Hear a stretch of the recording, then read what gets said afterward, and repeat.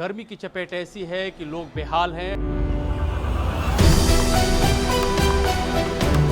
Heat stroke room बनाया गया है ताकि अगर किसी को लू लगती है तो उसको प्राथमिक उपचार कैसे किया जाए। 2024 में तकरीबन हमें 75 मरीज यहाँ इलाज करने का मौका मिला और हम ही नहीं, उस साल करीब 50 से 60 हज़ार हीट स्ट्रोक के केसेस पूरे समूचे देश में आए। ज़्यादातर वही आते हैं जैसे rickshaw puller, labourers, street vendors और सब्जी फल बेचने वाले, इंश्योरेंस एजेंट, जो भी सड़क पे ऐसा काम कर रहा है। तमाम इंतजाम किए गए हैं। जब जैसे ही कोई मरीज आएगा उसे आपातकालीन स्थिति में किस तरह से उपचार दिए जाएंगे। यहाँ पे आप देखेंगे कूलिंग करने के लिए हिम प्रशीतक लगा हुआ है। मरीज आता है तो हम उसके मल द्वार के जरिए एक रेक्टल प्रोब लगा देते हैं। इसमें ये देखिए ये वाला, और इससे मल्टीपैरा मॉनिटर पे लगातार उस मरीज का उस वक्त टेम्परेचर आना शुरू हो जाता है। ये हीट स्ट्रोक तो उसकी पहचान कैसे करें? कहा है कि इस साल विशेष तौर पे गर्मी पड़ने वाली है। आमतौर पे अगर हम यही काम हवा कूलिंग फैन से और भिगो के करें तो इसमें आधा 1 घंटा लगता है। इसमें हमारे 10 से 15 मिनट में मरीज का जो टेम्परेचर है वो 106, 107 से घट के 100 तक।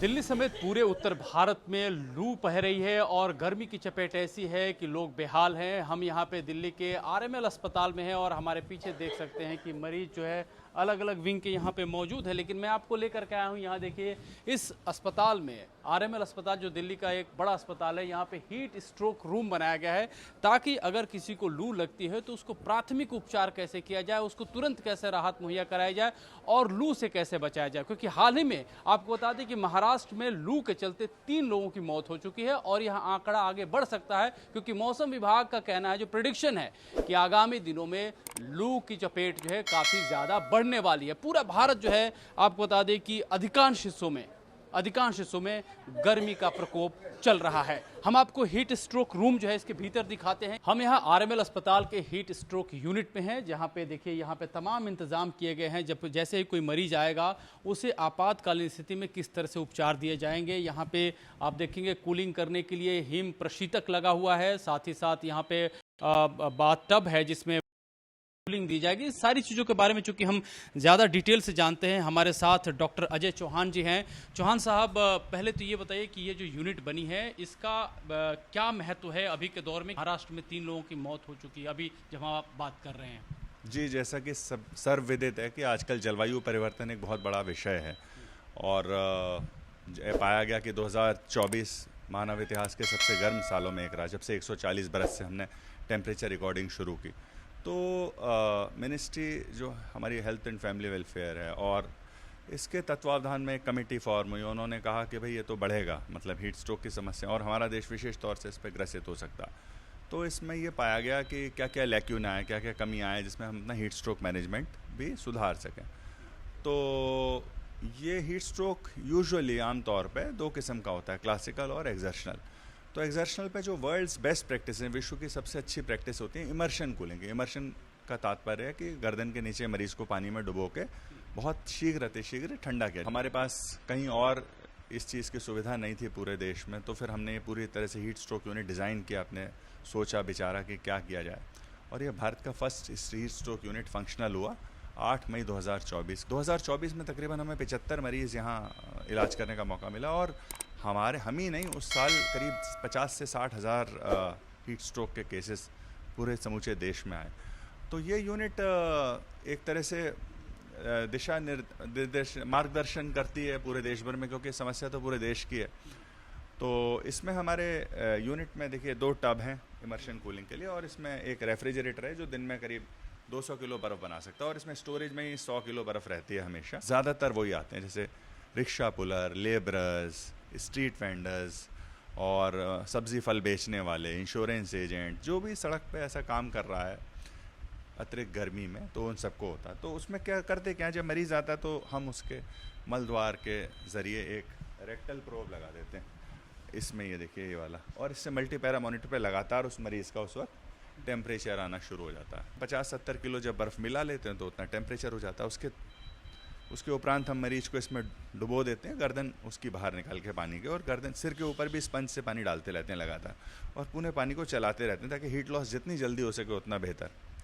तो ऐसा पाया गया है कि आमतौर पे अगर हम यही काम हवा कूलिंग फ़ैन से और भिगो के करें तो इसमें आधा 1 घंटा लगता है। इसमें हमारे 10 से 15 मिनट में मरीज़ का जो टेम्परेचर है वो 106 107 से घट के 100 तक, जो डिज़ायरेबल लेवल है, हमारा डिज़ायरेबल लेवल 98 99 नहीं 100 तक होता है, क्योंकि उसके बाद निकालने के बाद भी गिरता है टेम्परेचर। तो बहुत जल्दी इसमें मरीज़ को हम ठंडा कर लेते हैं। और इसमें जो हीट स्ट्रोक के में सबसे महत्वपूर्ण बात है जितना जल्दी ठंडा करें और जितना पहले ठंडा करें। जैसे कि अगर आप पाएँ अपने आसपास किसी को लू लग गई हो, कोई मूर्छित हो जाए, छूने पे बहुत गर्म हो, तो इंतज़ार ना करें, तुरंत उसे गर्दन के नीचे पानी भिगो दें कपड़ों के ऊपर ही, और इसे पंखा झलना शुरू कर दें और एक छायादार वृक्ष या छाया बिल्डिंग की छाया के नीचे ले जाएं और उसके बाद तुरंत शिफ्ट करें। तो पेरिफेरी में उठाया गया ये कदम अर्ली कूलिंग, पहले इसमें मेडिकेशन से पहले ज़रूरी है कि ये सारी गतिविधियां अगर किसी को लू लग जाती है तो वो उसका पहले पालन करें। जी जी जी, ये जो फर्स्ट ट्रीटमेंट बाई स्टैंडर्ड्स के हाथ हो जाए तो हमने देखा कि मृत्यु दर में बहुत फ़र्क आता।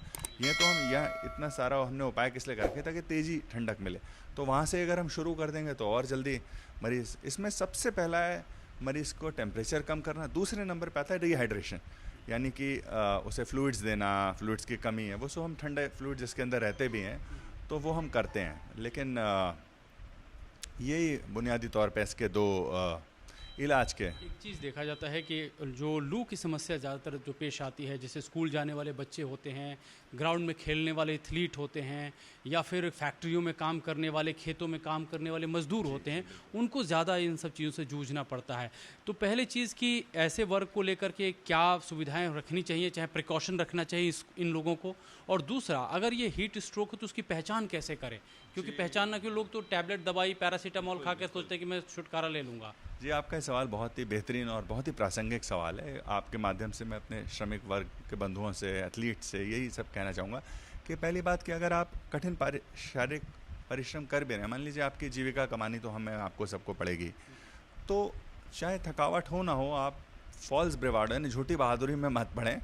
40 मिनट या 30 मिनट के परिश्रम के बाद शेड ब्रेक ले लें, छाया का एक ब्रेक, जैसे हम ब्रेक लेते हैं ना, क्रिकेटर्स भी कुछ दिन बाद आप देखते होंगे ब्रेक ले लेते हैं, तो उस वक्त छायादार वृक्ष के नीचे, अगर कूलर हो तो और भी बढ़िया, तो उस वक्त ठंडा पानी पी लें नमक युक्त, जैसे या फिर आम पन्ना, शिकंजी, नमक युक्त पानी, और छाया में बैठ जाएं 10 मिनट, फिर आप काम रिज्यूम कर सकते हैं और इसी की पुनरावृत्ति कीजिए। इससे हीट स्ट्रोक की संभावना बहुत बहुत कम हो जाएगी।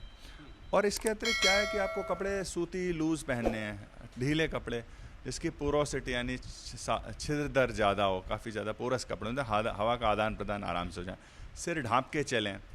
तो ये सारे वो उपाय हैं जिससे हम बचा सकते हैं और बच सकते हैं हीट स्ट्रोक से। जैसे मैंने भी ये गमछा और इस तरह की पहन करके घूम रहा हूँ, चूँकि बाहर रिपोर्टिंग में रहते हैं। एक और चीज़ है, कुछ लोग प्याज लेके चलते हैं, अभी हमारे केंद्रीय मंत्री प्याज दिखाए, तो क्या प्याज से भी हीट स्ट्रोक हट जाता है? जी, इस बारे में मैं कोई टिप्पणी करना है, क्योंकि ये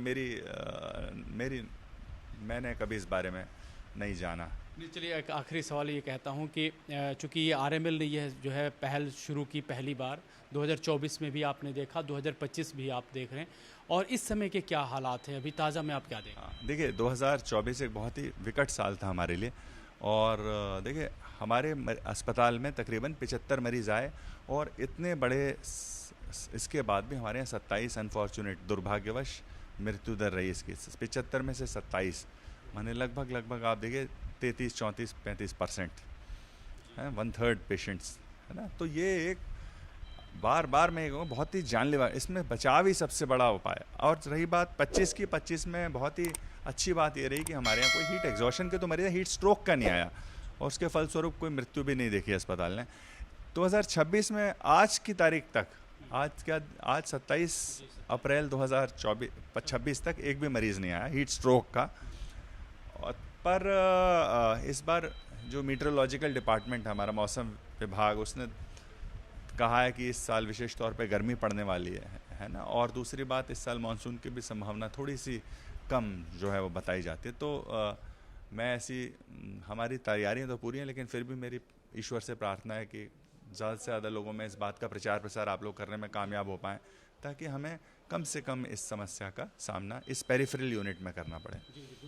डॉक्टर साहब थैंक यू बातचीत करने के लिए। तो ये थे डॉक्टर अजय चौहान, जिनका ये कहना है कि हीट स्ट्रोक, चूँकि जिस तरह से मौसम विभाग ने बताया है कि आने वाले दिन जो है काफ़ी कठिन रहने वाले हैं, ऐसे में आप जो उपचार है आप उसकी जानकारी सही तरीके से रखें, इससे बहुत हद तक आप पार पा सकते हैं। कैमरा पर्सन अदनान के साथ मैं अमृत तिवारी, विस्तार न्यूज़, दिल्ली।